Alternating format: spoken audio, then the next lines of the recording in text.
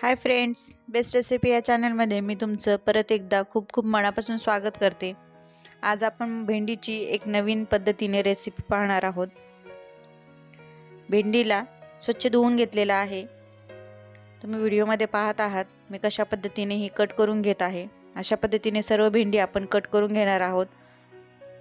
इथे मी मुगाची डाळ 1 तास भिजवून घेतलेली आहे। ती आपण मिक्सरच्या भांड्यामध्ये घालणार आहोत। त्यामध्येच आपण 1 हिरवी मिरची, 1 इंच आलं, 5-6 लसणाच्या पाकळ्या आणि थोडीशी हळद घालून मीठ घालणार आहोत आणि याला फाईन अशी पेस्ट करून घेणार आहोत।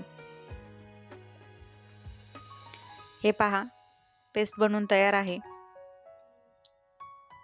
आता एका कढईमध्ये तेल कडकडीत गरम करून घ्यायचं आणि या मुगाच्या डाळीचे आपण वडे तोडून घेणार आहोत किंवा भजे करून घेणार आहोत। अशा पद्धतीने आपण हे भजे बनवून घेणार आहोत। मी इथे सर्व भजे तयार करून घेते।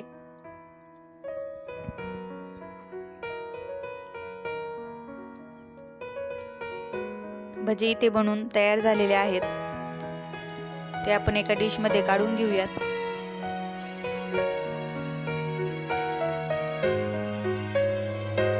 आता पुढे याच कढईमध्ये मीडियम साईजचे बटाटे,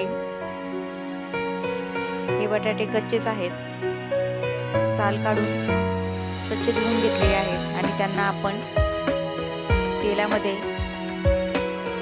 फ्राय करून घेणार आहोत। त्यानंतर त्यामध्ये आपण भेंडी घालणार आहोत।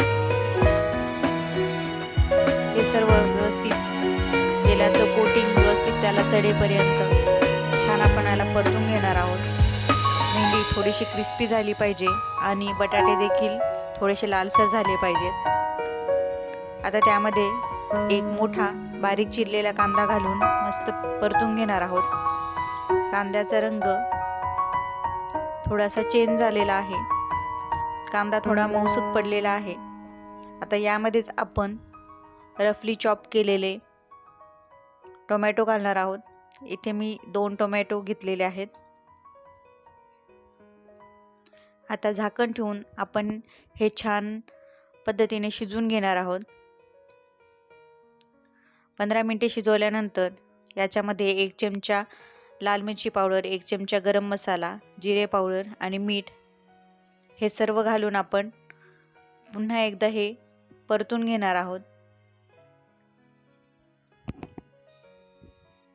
आता यामध्ये आधी बनवलेले मुगाचे जे भजे होते ते आपण यामध्ये घालणार आहोत